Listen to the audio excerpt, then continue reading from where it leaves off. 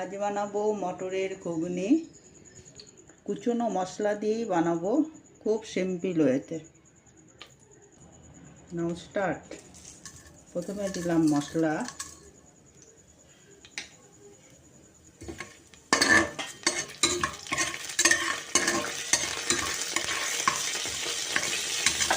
এরপরে দিলাম রসুন, কাটলানো রসুন,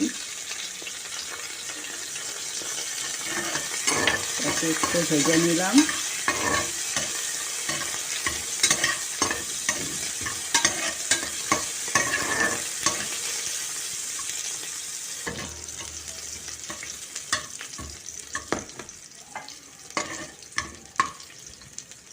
এবার দিলাম আদা বাটা,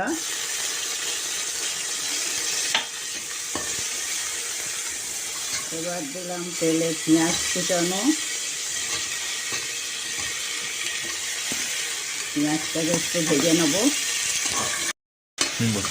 এবার পেঁয়াজের মধ্যে একটু নুন দিয়ে দেবো, পেঁয়াজটা তাড়াতাড়ি নরম হওয়ার জন্য। এর উপরে দিয়ে দেবো টমেটো কুচানো। এবার এটাকে আবার ভালোভাবে ভাজবো, এটাকে কষাবো।